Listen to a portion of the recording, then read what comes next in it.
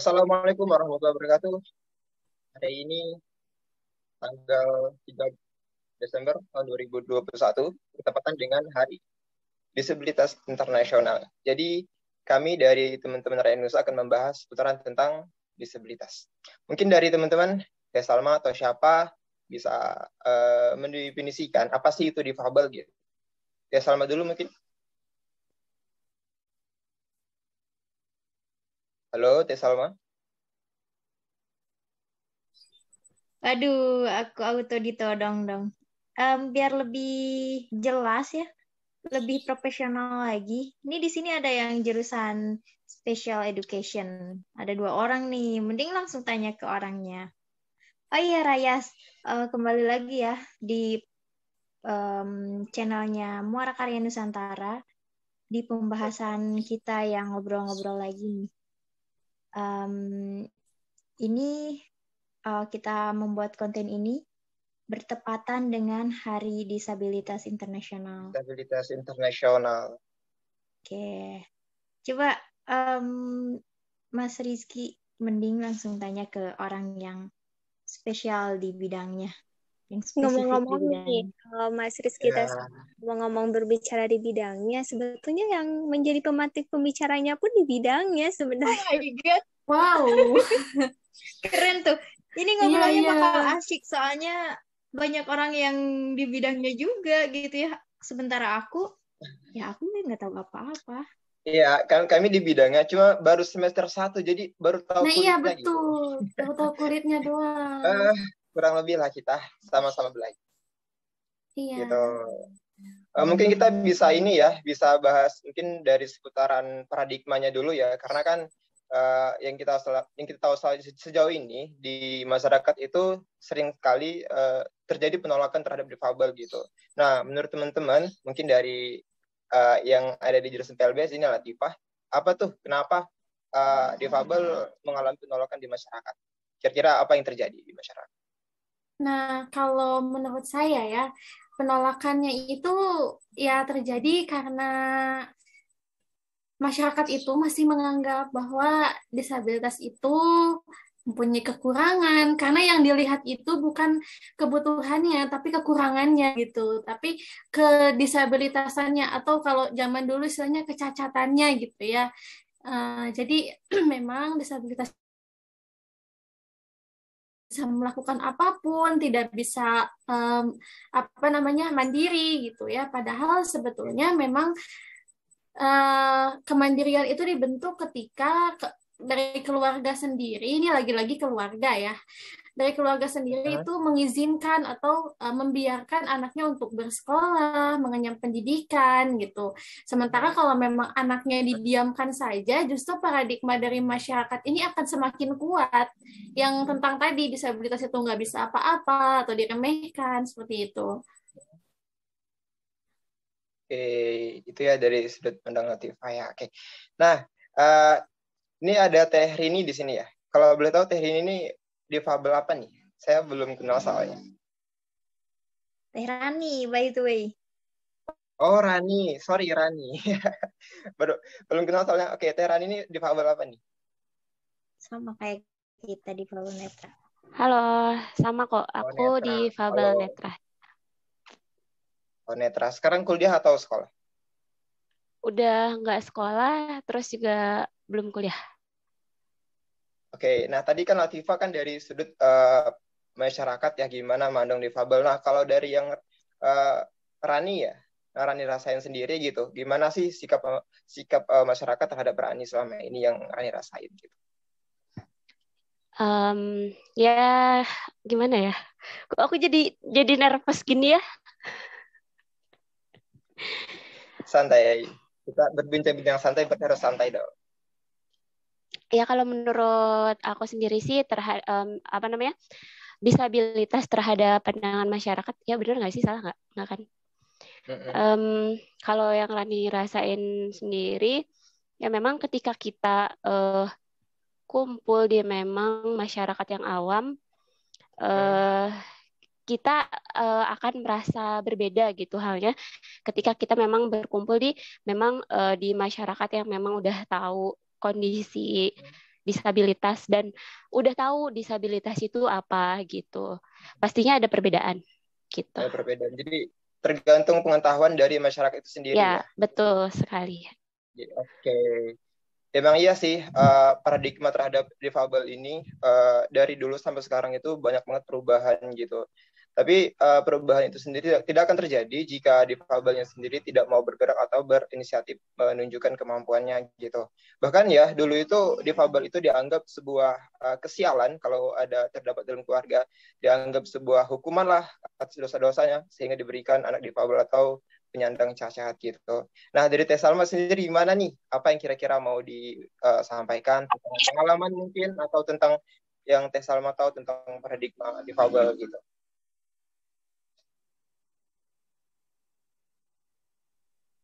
Kalau menurutku ya, Ya. mungkin paradigma itu terjadi tuh atas pengalaman gitu.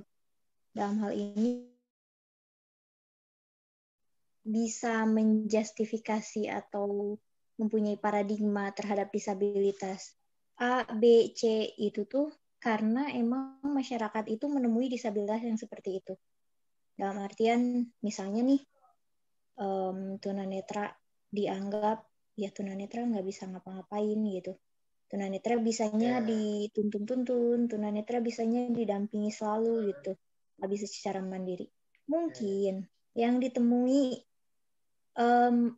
kesan utama yang didapatkan oleh masyarakat terhadap tunanetra itu yaitu tunanetra seperti itu gitu. Jadi mengeneralisir kalau emang tunanetra tuh kayak gitu. Oh iya ya tunanetra tuh nggak bisa mandiri misalnya. Oh iya ya kalau yang tunadaksa tuh suka pakai kursi roda. Padahal kan nggak semua yang disabilitas daksa itu pakai kursi roda gitu.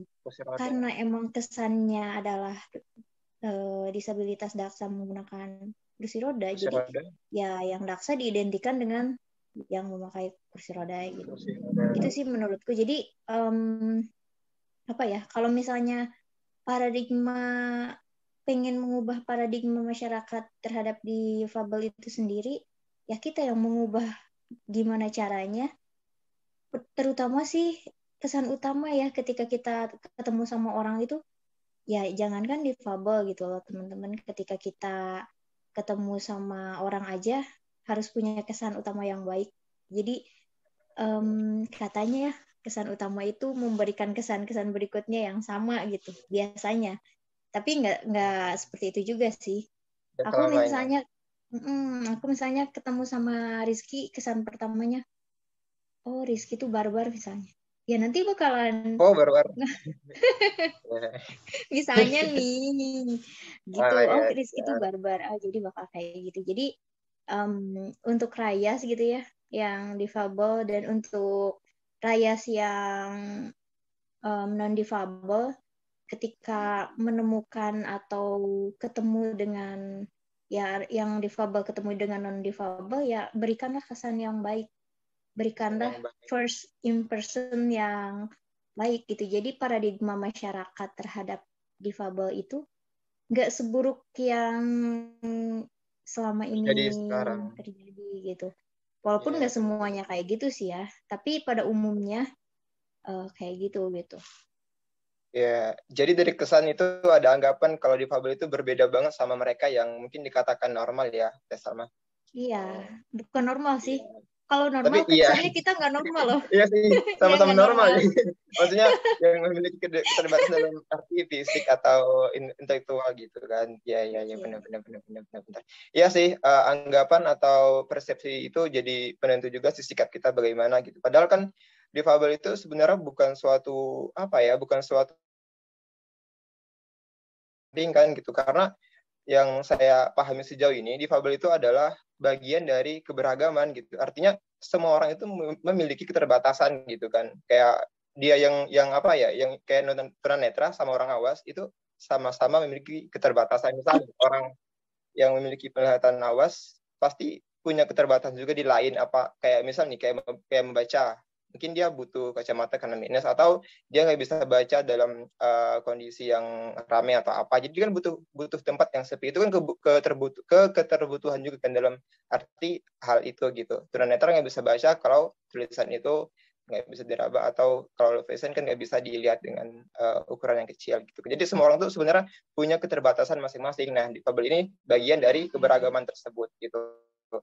Jadi intinya di sini kita harus bisa memberikan suatu terobosan gitu. Bagaimana kita memberikan kata Teh Salma tadi, memberikan suatu kesan yang baik sehingga anggapan dari masyarakat itu bisa baik terhadap difabel gitu. Nah, kalau untuk ini ada siapa saja? Saya kurang tahu deh. Ada Teh Salma, ada si Latifa, terus Rani tadi ya. Siapa lagi sini?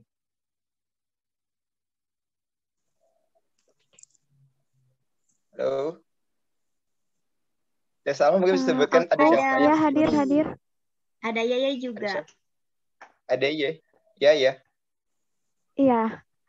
Oke, ya. Nah, ya gimana nih ya tanggapannya terhadap paradigma difabel gitu di masyarakat? Ya. Nambahin kayak yang Teh Salma bilang tadi ya. Kebetulan kan aku juga difabel itu baru. Teman-teman yang punya keterbatasan nggak bisa lihat pun banyak yang bukan dari kecil. Jadi banyak gimana maksudnya kan kalau misalnya nggak bisa lihat itu kan biasanya identiknya dengan matanya yang putih semua atau yang nggak ada matanya atau yang merem. Nah sedangkan teman-teman yang bukan difabel itu dari kecil atau dari lahir itu kadang memiliki mata yang bagus seperti layaknya orang normal. Maksudnya orang yang tidak berkebutuhan. Nah aku nih sebagai orang yang mengalami hal tersebut maksudnya langsung terjadi pada diri aku sendiri.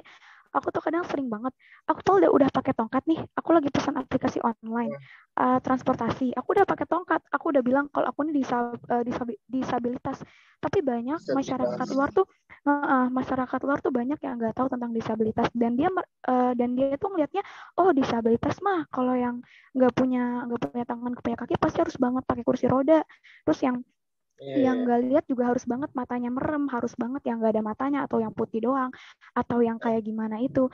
Tapi kan sedangkan banyak teman-teman juga yang bukan disabilitas dari kecil gitu, banyak yang baru dan itu matanya itu masih bagus. Jadi kadang tuh kita tuh sering banget dianggap kayak ini mah kayaknya pura-pura deh.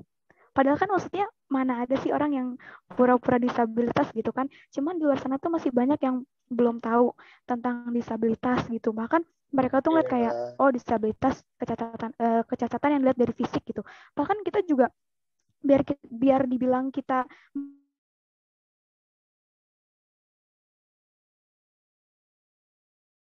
langsung ngejudge gitu kalau kita bohong ini mah gitu.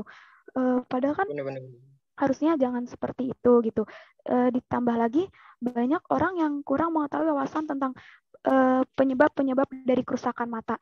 Nah itu kadang yang buat mereka tuh langsung menjudge semaunya gitu karena kurangnya informasi gitu. Jadi kalau misalnya di sekolah pun aku masih suka digituin kadang ya bullying itu masih ada di sekolah. Aku betul sekolah SMA inklusi. Mungkin waktu di SMP itu gimana Teh Salma? Lanjut ya. Mungkin waktu di SMP itu orang yang bullying aku tuh nggak ada karena aku offline, maksudnya langsung tatap muka, dia langsung ngerti kondisi aku. Mungkin ada yang ngomongin tapi ngomongin di belakang. Nah semenjak learning atau PJJ ini banyak orang-orang tuh nggak bisa ngeliat kita secara langsung. Dia cuma ngeliat kita lewat media sosial atau kayak lewat aplikasi Zoom, Google Meet. Sedangkan yang kita tuh masih bisa main HP, main laptop, ikut presentasi. Nah kadang tuh mereka itu suka menyepelekan. Kita udah bilang kita nggak bisa lihat, kita pasti ngerjain, tapi kita butuh waktu nggak secepat kalian. Itu kita malah kayak dibully. Sorry, suka ada yang bilang kayak gini, lu kan nggak lihat ya, berarti lu nggak tahu dong warna api neraka itu. Maksud aku kayak janganlah kayak gitu kan dia nggak tahu misalnya dia nggak tahu kenyataannya gimana, tapi udah menjudge kalau kita tuh bohongan, kalau kita ini cuma butuh belas kasihan doang. Padahal kan seharusnya jangan kayak gitu, apalagi kan mereka nggak tahu dunia inklusi dan lain sebagainya gitu sih menurut aku. Karena kurang informasi dan gimana ya? Di sekolah itu terlalu fokus membahas materi seperti bahasa Indonesia, IPS, IPA dan lain sebagainya, tapi mereka itu nggak ngajarin atau tidak memberitahu kepada siswanya bahwa ada saudara-saudara kita yang juga memiliki keterbatasan gitu sih. Ya. Ya sih, paradigma ini sangat berdampak besar sih terhadap semua orang sebenarnya, nggak hanya difabel gitu, karena berdampak kepada semua aspek kehidupan, termasuk pendidikan tadi sih gitu. Bahkan yang kita tahu sekarang ya di Indonesia itu masih banyak tuh daerah-daerah yang belum mengadakan inklusif gitu. Jadi itu sih paradigma ini menjadi salah satu dampak terbesar bagi difabel itu sendiri gitu. Nah, untuk Latifah nih. Latifah, hadir. halo. Nah, untuk Latifah nih, dari sisi keluarga gimana? Anggapan keluarga atau sikap keluarga gitu terhadap Latifah sendiri selama ini? Nah, kalau keluarga, kalau aku ada beberapa beragam ya. Kalau keluarga jauh, terutama kayak saudara-saudara yang nggak pernah ketemu, itu bahkan kayak nggak saling kenal gitu sama aku. Kayak yang gimana ya? Kayak nganggep, karena jarang ketemu. Beda. Aku tuh kadang ya jarang ketemu gitu. Dan jadi iya dianggapnya malu. Terus juga ada juga kalau keluarga dekat itu jujur kurangnya keterbukaan karena ayah sama ibu itu sibuk semua. Jadi saya tuh kurang keterbukaan gitu sama keluarga. Terus selain itu juga di rumah juga saya tuh nggak punya nggak punya temen yang sebaya itu pada nggak ada gitu. Jadi cuma ada saudara, cuma ada ya kalau temen itu nggak ada. Makanya saya lebih sering disibukkan di dunia media sosial kayak ya seperti ini, ikut-ikut komunitas, kadang juga bersiaran. Ya saya menyalurkan hobi saya di media sosial gitu. Justru di keluarga saya nggak terlalu gimana ya dimanjain enggak, tapi dibiarin banget juga enggak gitu. Oke. Ya. Oke. Kayak kembali ke tadi ya sebelum Latifah tadi. Ya. Iya. Atau siapa tadi? Oke, iya. Ya kan tadi bilang baru ya difabelnya. Nah, itu dari sejak kapan dan gimana gitu? Gimana pandangan Yaya sendiri atau pendapat Yaya sendiri ketika pertama kali difabel, apakah ada mengalami perubahan hingga sampai sejauh ini atau gimana?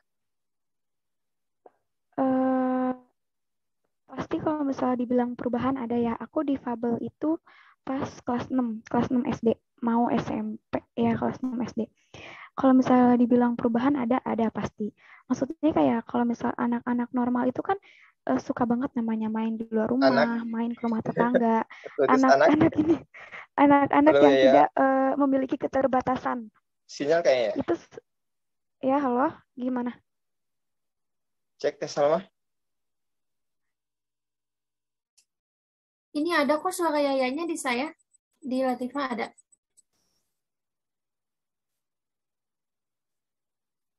Ini si Yaya sinyal atau gimana? Atau terputus atau gimana? Halo, ada? Ada. Di aku nggak putus. Oi. Ya, putus. Oke, lanjut tadi sampai anak tadi terputus. Ya, maksudnya kalau anak-anak yang memiliki fisik sempurna itu kan dia kalau main di luar rumah tuh masih kayak ya udah main dengan anak-anak sebayanya. Maksudnya tindakan bullying itu sangat sedikit terjadinya gitu. Tapi kalau misalnya kita sebagai difabel itu banyak anak-anak tuh yang baru apa-apa kita jalan gimana itu udah ngebully gimana. Itu buat mental si anak tuh turun gitu. Jadi pas aku SD itu yang awalnya aku aktif banget main di luar gitu, main sama teman-teman.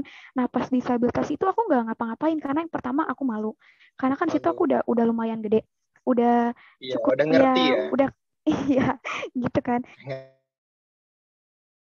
Dan jujur teman-teman tuh kadang kayak kalau kita baru kena namanya musibah itu pasti drop banget mental. Tapi teman-teman tuh kalau ketemu kayak nanya, "Kenapa lu nggak main? Emang lu udah nggak bisa lihat ya?"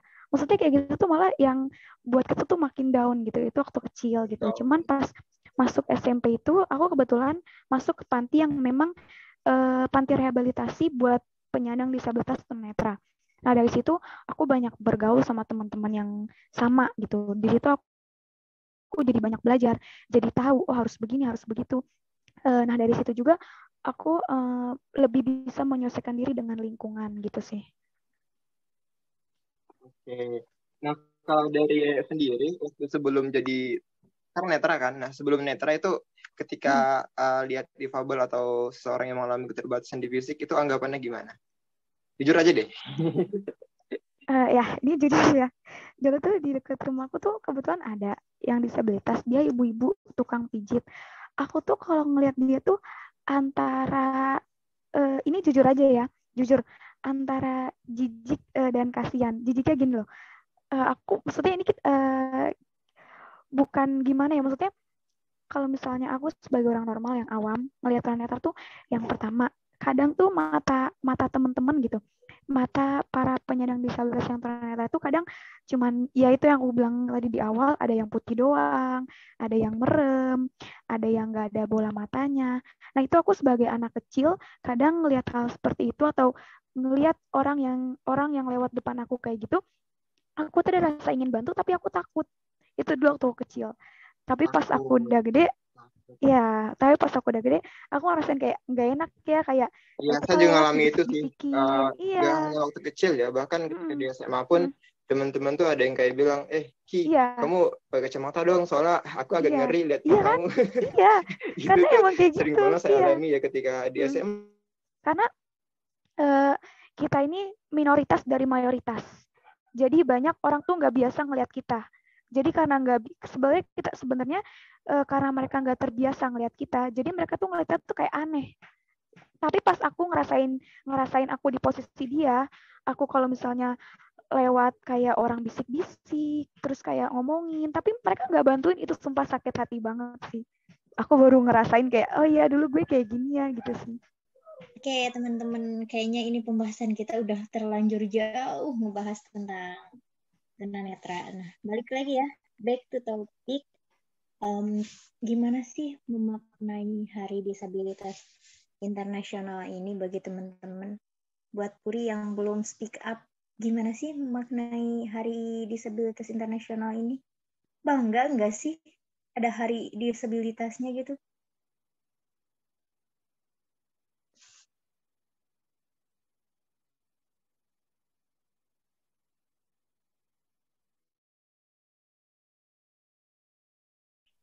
Oke. Ada suaranya, Kak? Ada. Ya. Tadi Kak Salma nanya, Teh Salma nanya aku ya? Tadi soalnya sinyalnya putus-putus, Teh. Siapapun boleh. Jadi, teman-teman atau Rayas yang ada di rumah, yang difabel ataupun yang non-difabel gitu ya, gimana sih memaknai Hari Disabilitas Internasional ini? Apakah Hari Disabilitas ini untuk diperingati gitu? Kita tadi menurutku ya, terlalu jauh banget ngobrolin tentang tunanetranya. Sementara yang jadi topik pembahasan kita ini adalah ya disabilitas dan paradigma terhadap disabilitas itu sendiri gitu ya. Izin jawab ya Kak. Kalau aku sendiri ngerasa 50-50, ya senang iya gitu ya ada hari disabilitas ini, berarti ya ternyata memang orang-orang ini masih menganggaplah keberadaan kami gitu. Tapi di sisi lain juga aku merasa bahwa apa ya, kesempatan kesetaraan untuk kami disabilitas ini, disabilitas apapun ya, itu masih sangat kurang. Jadi kadang gimana ya, memperingati tapi kadang sedih juga gitu. Kenapa gitu, dari dulu gitu ya. Sebenarnya kan peringatan hari disabilitas itu kan dari dulu ya. Sampai sekarang kok perubahannya kemajuannya masih sedikit. Entah itu dari paradigma, entah itu dari segi pendidikan, dari segi penerimaan kerja gitu ya. Itu tuh masih kurang gitu, Kak. Oke, Puri gimana nih? Sama Teh Rani juga, gimana Teh? Bangga nggak sih ada Hari Disabilitas Internasional ini? Bangga atau malah sebaliknya gitu?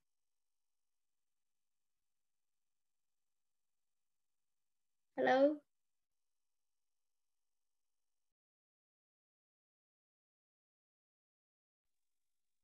Oke, Raya, mungkin obrolan kita ini lumayan seru juga ya, ngebahas tentang Hari Disabilitas Internasional gitu. Tapi satu hal sih yang ingin aku share, yang ingin kita share ke Raya yang ada di rumah, baik itu yang difabel ataupun non-difabel, bahwa paradigma itu tercipta atas apa yang ada gitu loh. Paradigma itu tercipta atas apa yang ada, dan paradigma itu bisa berubah atas usaha yang kita lakukan. Gitu. Jadi ya kalau kita yang nggak mau dipandang ABCD, yang negatif-negatif tentang disabilitas, ya tunjukkan kalau minimal di diri kita dulu aja. Jangan jauh-jauh ke disabilitas yang lain gitu ya. Segala sesuatu diawali dari diri sendiri, dan itu tuh sedikit-sedikit bisa mengubah paradigma orang-orang di sekitar kita. Sementara kan kalau udah ada bukti empirik gitu ya, itu susah untuk dibantah. Misalnya ketika kita udah berusaha untuk mengubah paradigma orang-orang di sekitar kita tentang disabilitas yang masih tadi dipandang buruk gitu ya, nanti orang-orang di sekitar kita juga bakalan ngomong kok ke orang sekitarnya, oh disabilitas nggak kayak gitu kok, yang saya temui tuh kayak gini. Hal-hal yang positif gitu. Jadi penyebaran sedikit demi sedikit tentang paradigma terhadap disabilitas itu akan sedikit bergeser menjadi lebih baik. Dan aku pikir sekarang itu udah jauh lebih baik. Karena ya kita cobalah untuk sama seperti orang lain, berusaha sama seperti orang lain. Apa yang emang kita bisa lakukan, ya lakukanlah gitu. Gitu Rayas. Terima kasih telah menonton video ngobrol-ngobrol kita ini, ngobrol-ngobrol ringan. Gimana pendapat Rayas tentang Hari Disabilitas Internasional? Silahkan tuliskan di kolom komentar. Bersama Raya Nusa, tunjukkan bakatmu, kembangkan kreativitasmu. Billahi fisabilillah. Wassalamualaikum warahmatullahi wabarakatuh.